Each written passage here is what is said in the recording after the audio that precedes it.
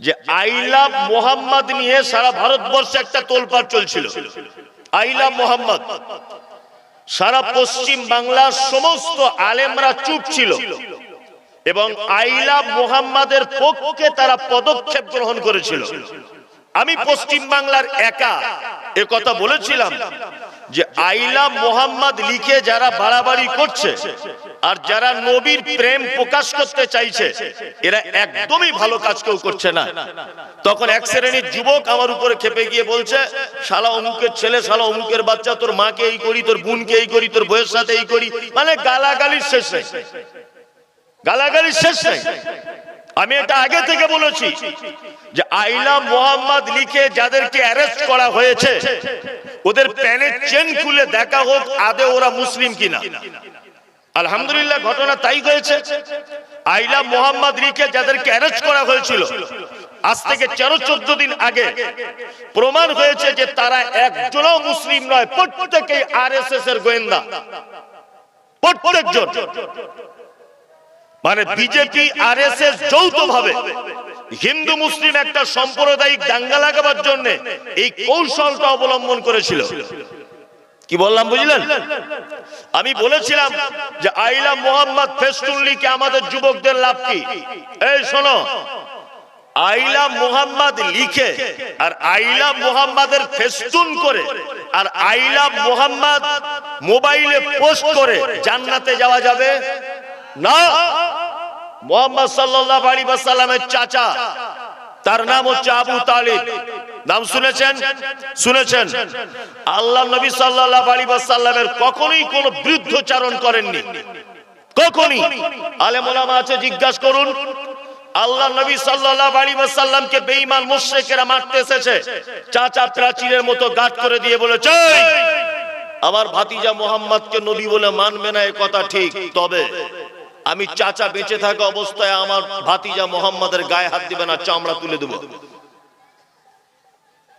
এক কথাতে আল্লাহ নবী সাল্লাল্লাহু আলাইহি ওয়াসাল্লামের চাচা কোনদিন মুহাম্মদ সাল্লাল্লাহু আলাইহি ওয়াসাল্লামের বিরুদ্ধে পদক্ষেপ গ্রহণ করে নাই। কিন্তু আল্লাহ নবী সাল্লাল্লাহু আলাইহি ওয়াসাল্লাম তিনি বলছেন কিয়ামতের মাঠে আমার চাচাকে জাহান্নামে দেওয়া হবে আর আমার চাচা বলে সাবসিডি এতটুকু হবে যে দুটি লোহার আগুনের তৈরি করা জুতো আমার চাচার পায়ে পরিয়ে দেওয়া হবে। তার তাপের কারণে আমার চাচার মাথার মগজগুলো টক টক টক টক টক টক করে ফুটবে। আচ্ছা বলুন তো, চাচা মোহাম্মদ, চাচা আবু তালেব মুহাম্মদ সাল্লাল্লাহু আলাইহি ওয়াসাল্লামকে ভালোবাসতেন কি বাসতেন না? বাসতেন, বাসতেন। এই লোকটা জান্নাতে যেতে পারছে? পারছে? বলুন কেন পারছে না? একটাই তার কারণ, তিনিও মুহাম্মদ সাল্লাল্লাহু আলাইহি ওয়াসাল্লামকে ভালোবাসতেন, কিন্তু আল্লাহ নবী সাল্লাল্লাহু আলাইহি ওয়াসাল্লাম যে ইসলাম নিয়ে এসেছিলেন, যে কোরআন নিয়ে এসেছিলেন, ওনার যে ইসলামের বাণী, সেই বাণীটা চাচা মান্য না করার কারণে চাচাকে জাহান্নামে দেওয়া হয়েছে। তার মানে বুঝতে পারা যাচ্ছে মুখে আই লাভ মোহাম্মদ বলে জান্নাতে যাওয়া যাবে না। তুই পেচ্ছাপ করে পানি নাও না, গাঁটের নিচে কাপড়, 5 ওয়াক্ত সালাত আদায় করো না, তুমি এখনো পর্যন্ত দাড়ি চাঁচো, এখনো পর্যন্ত সুদের টাকা খাও, এখনো বোনের জমি ফাঁকি দাও, এখনো পর্যন্ত পাড়া প্রতিবেশীর মাল হক মেরে খাও, এখনো পর্যন্ত মাদ্রাসা মসজিদের টাকা মেরে খাও, তুমি এখন আই লাভ মোহাম্মদ বুকে ফেস্টুন লাগিয়ে ঘুরছো, মনে করছো মনে হয় আমি নবীকে বেশি ভালোবাসি। তোমার মতো এলাকায় বিখ্যাত বদমায়েশ আর কেউ নাই, তুমি মরে গেলেও জান্নাতে নাই। কারণ ততক্ষণ পর্যন্ত তুমি জান্নাতে যেতে পারবে না যতক্ষণ না পর্যন্ত মুহাম্মদ সাল্লাল্লাহু আলাইহি ওয়াসাল্লামের আনিত দ্বীন অর্থাৎ পবিত্র আল কোরআন এবং হাদিস যতক্ষণ পর্যন্ত আপনি মেনে না চলবেন ততক্ষণ পর্যন্ত জান্নাতে যাওয়া সহজ হবে না। ওই জন্য আবেগ দিয়ে কিছু করে কিছু লাভ হবে না। জলসা শুনতেছে না রে তাকবীর আল্লাহু আকবার, অমুক বক্তা অমুক তমুক হাবি যাবি জিন্দাবাদ, এসব করে কোনো কাজ নেই। হাদিস এবং কোরআন মানুন, তাহলে জান্নাতে যাবার রাস্তা সহজ হবে। আবেগ দিয়ে কোনো কিছু করে জান্নাতে যাবার রাস্তা সহজ হবে না। যদি মৌখিক ভালোবেসে জান্নাত যাওয়া যেত, সবার আগে জান্নাতে বসে থাকতো মুহাম্মদ সাল্লাল্লাহু আলাইহি ওয়াসাল্লামের চাচা নাম তার আবু তালিব, সবার আগে জান্নাতে গিয়ে বসে থাকতো। থাকতো কি থাকতো না? যেতে পারছেন না, জান্নাত নাই। আপনাদেরকে আমি আবেগে কিছু কথা বলবো না, আমি আপনাদেরকে পবিত্র আল কোরআনের এই সমস্ত শব্দের একটু ব্যাখ্যা বিশ্লেষণ করি। প্রথমে ধরি কাকে? মোমেন ধরবো, মুনাফিক ধরবো, কাকে বলি? প্রথম সবই তো চুলকানি, সবই তো মানুষের ভিতরে ভর্তি। তা প্রথমে মুনাফিকটা বলি, যে মুনাফিক কাকে বলে। কি বললাম বুঝলেন? মুনাফিক কাকে বলে? আল্লাহু আকবার।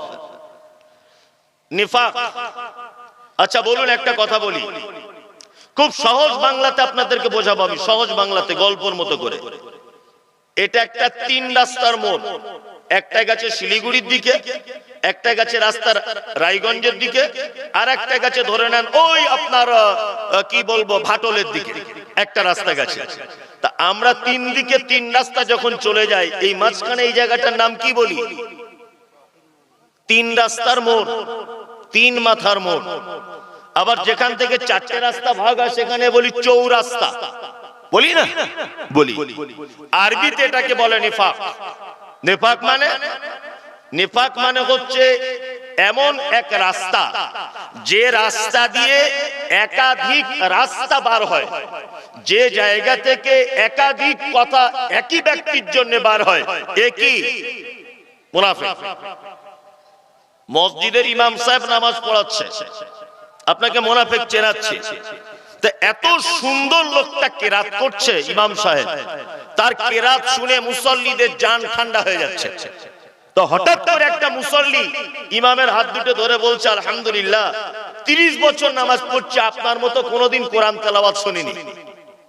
আপনি এলাকার মধ্যে 1 নম্বর ইমাম, আর আপনার ব্যবহার আলহামদুলিল্লাহ খুবই ভালো। বলছে কে? ফজরের নামাজের পর একজন মুসল্লি। এখন ইমাম সাহেবের ছেলের পাতলা পায়খানা হচ্ছিল, ও কাউকে না বলে জোহরের সময় বাড়ি চলে গেছে, কাউকে না বলে। এখন ওই লোকটা নামাজ পড়তেছে যে মসজিদে, যে ফজরের সময় ইমামের প্রশংসা করছিল, এখন ও মসজিদে এসে ঢুকে দেখছে ওর সাথে যা ঝামেলা, ইমাম নেই বলে ওই লোকটা ইমামতি করছে, ওর সঙ্গে যা ঝামেলা, ও তো ওর পিছনে নামাজ পড়বে না। ও তখন পাছা ঘুরিয়ে বাড়ি চলে যাচ্ছে। বাড়ি যেতে যেতে পাড়ায় গিয়ে 10-12 জন লোক যেখানে বসে, ওখানে গিয়ে বলছে সবই ভালো, ইমাম সাহেবের একটা গুণ খুব খারাপ। কি খারাপ? না বলে বাড়ি চলে যায়, আর বাজে লোকেরা ইমামতি করে। আমার মনে হয় বারবার যখন না বলে চলে যায়, একে ইমামতি থেকে বাদ দেওয়াই ভালো। এ হচ্ছে পাক্কা মুনাফিক। এ কি? এ পাক্কা মুনাফিক। ফজরের সময় ইমামের প্রশংসা করলো, আর জোহরের সময় ইমামের বদনাম করলো, মানে একই মুখে একই ব্যক্তির জন্য 2 রকমের কথা বলে, যে সে কি? মুনাফিক। সে মুনাফিক। আল্লাহু আকবার। আজও পর্যন্ত মুনাফিকরা আছে না নেই? মুনাফিক বাজারে আছে না নেই? আছে। এই দেখুন, আপনাদেরকে আমি কয়েকটা মজার কথা বলি, খুব মজা লাগবে। আচ্ছা বলুন তো, পৃথিবীর সবথেকে খতরনাক পাপ কোন পাপ? শিরক। কে বলছে? একদম ঠিক, শিরক। শিরক সবথেকে কি পাপ? খতরনাক। তারপরের পাপ সালাত ছেড়ে দেওয়া, তারপরের পাপ অন্যায় ভাবে কাউকে হত্যা করা, তারপরের বড় পাপ পিতামাতার সঙ্গে অসৎ ব্যবহার করা, তারপরের বড় পাপ অন্যায় মিথ্যা সাক্ষ্য প্রদান করা, তারপরে বড় পাপ এতিমের মাল অন্যায় ভাবে ভক্ষণ করা। এইভাবে সহিহ হাদিসে এবং কোরআনে 69 থেকে 70টা বড় পাপের সিরিয়াল দেওয়া হয়েছে। 69 থেকে 70টা বড় পাপের সিরিয়াল দেওয়া হয়েছে। কি বললাম বুঝলেন? আচ্ছা, একটা মানুষ শিরক করে মারা গেল, লোকটা স্বাভাবিক গতিতে জাহান্নাম যেতে পারে।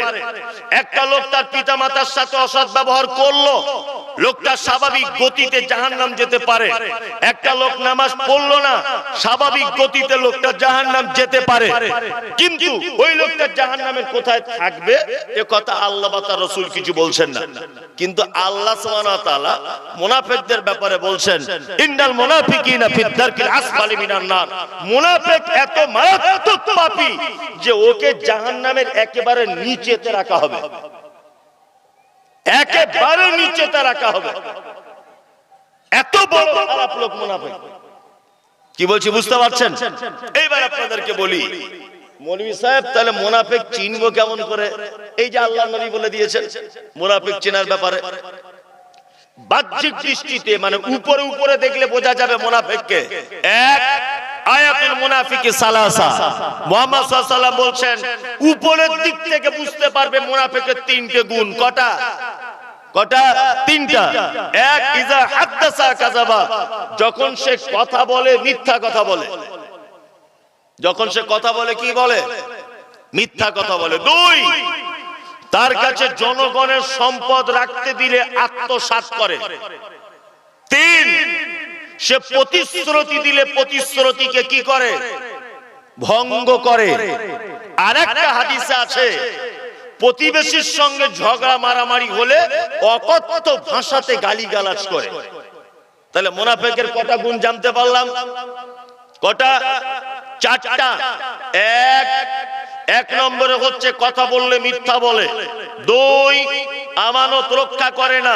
তিন, প্রতিশ্রুতি ভঙ্গ করে। চার, ঝগড়া হলে গালাগালি দেয়। এটা হচ্ছে মুনাফিকের বাহ্যিক দৃষ্টিতে মানে উপর থেকে বুঝতে পারবেন এই লোকটা মুনাফিক। ভালো করে বুঝুন। এখানে একটা প্রশ্ন জাগতে পারে মমতাজুল ভাই, একটা লোক আমানত রক্ষা করে, একটা লোক প্রতিশ্রুতি রক্ষা করে, একটা লোক ঝগড়া হলে গালাগালি দেয় না, কিন্তু লোকটা মাঝে মধ্যে মিথ্যা কথা বলে, এ কি মুনাফিক?